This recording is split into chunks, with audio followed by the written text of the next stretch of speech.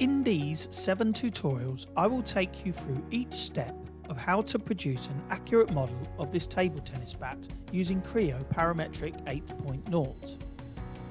There are 7 separate tutorials for this project.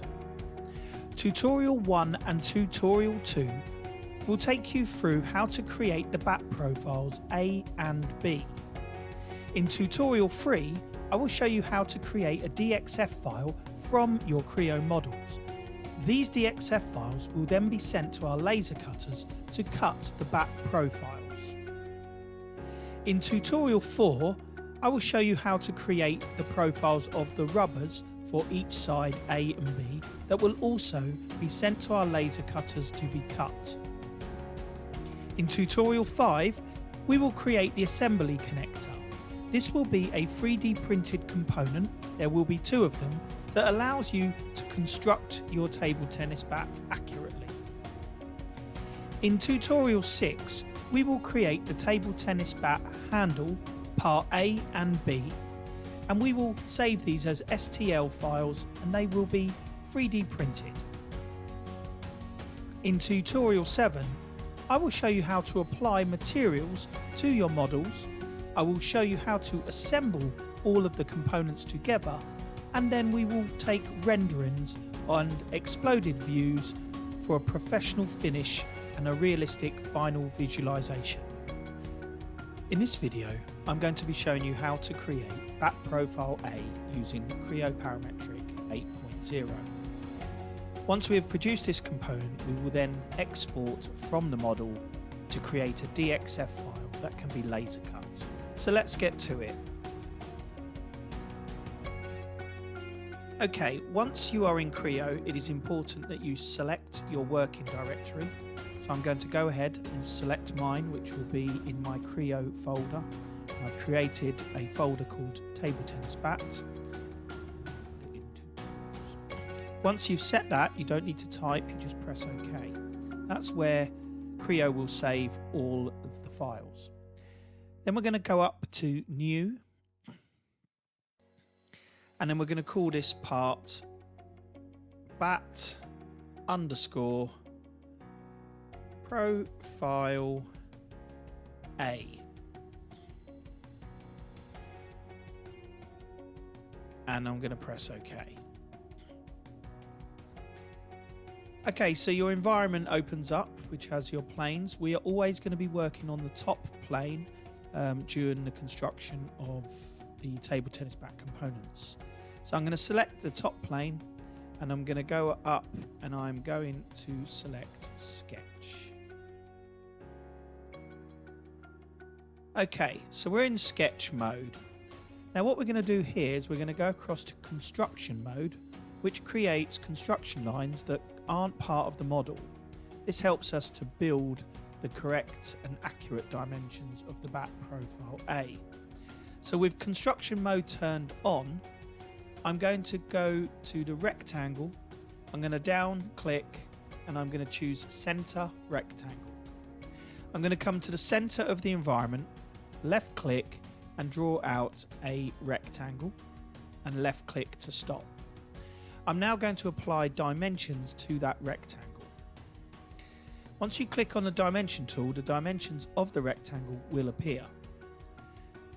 Okay, this first one is going to be 170 millimeters. Then you press enter. And this one here is going to be 150 millimeters. Okay, that creates our first part, which will be the dimensions of the actual pad. I'm now going to draw a line from the bottom of that down, and then I'm going to dimension that line. Okay, and that line is going to be 85 millimeters.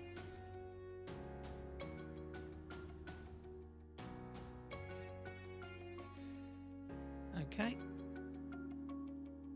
Now just to check that, I'm going to see from this point here, the end of there, to the end here, should be 255, which is correct. Okay, right, so we'll have some dimension lines. Now we're going to start building the component lines. So now I'm going to go across and I'm going to turn off construction mode. Everything I draw now is a true line that can be extruded or laser cut when creating a DXF file. Okay, I'm going to go to the Ellipse tool. I'm going to click down on the ellipse and we would like to choose Axis Ends Ellipse. And then here we're going to left click at that part, and then we're going to come across and left click at the top part or the right part, and then it will move the mouse and it will open up your ellipse. We want the ellipse to touch the side. Okay, so you can do it this way as well, and it will lock onto the square that or the rectangle we've drawn, and left click to complete. I'm going to choose refit. It puts it into our screen. So we now have the paddle to the correct width and length that we require, which is 170 by 150. Okay, I'm now going to come down into this line here. I'm going to choose line tool, and I'm going to find the end of that line, and I'm going to left click once and go up, left click again, and then use the scroll wheel to disconnect. I'm now going to set that dimension. Okay, and that dimension will be 17.5 millimeters.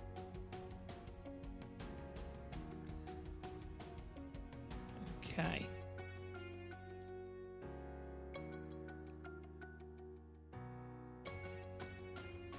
Okay, I'm now going to choose the line tool again, and I'm going to start here, and I'm going to left click and draw a line into the paddle, and left click again and use the scroll wheel to disconnect.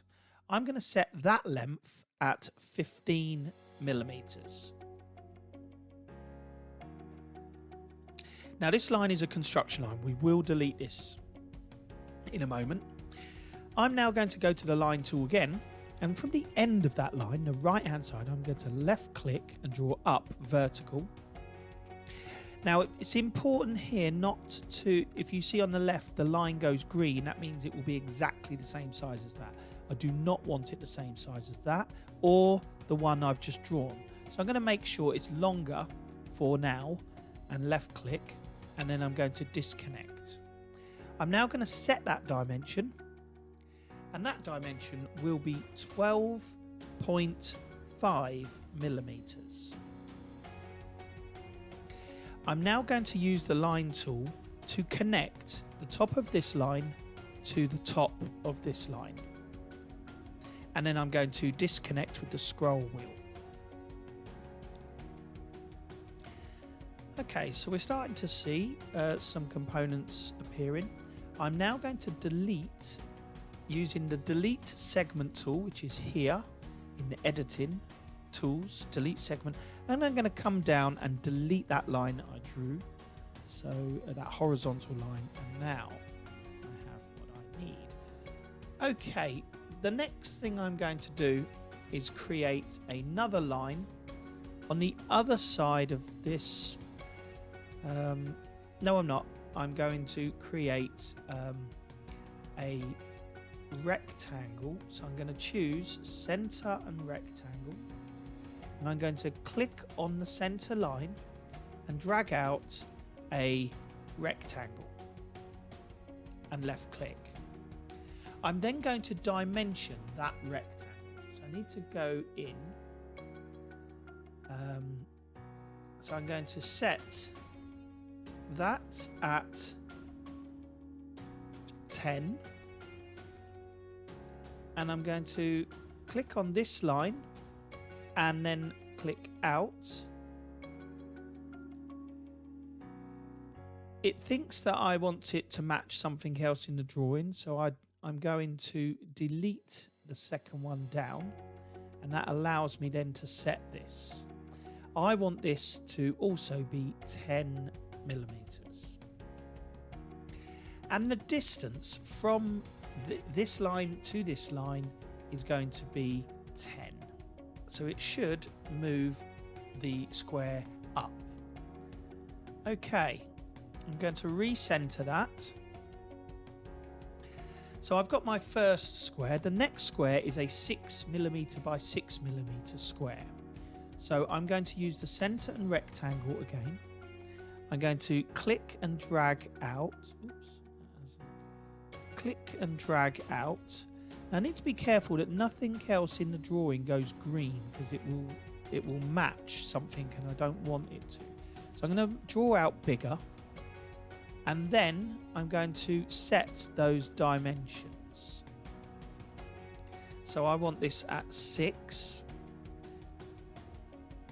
And because I drew out a square, it's made all sizes 6. If yours has not done what mine has done, you will need to click on this line and then press the scroll wheel, and you will get a dimension line that you can adjust. Okay, here we have a measurement. Now we want to set this at 16.5 away from this construction line. 16.5, and then press enter.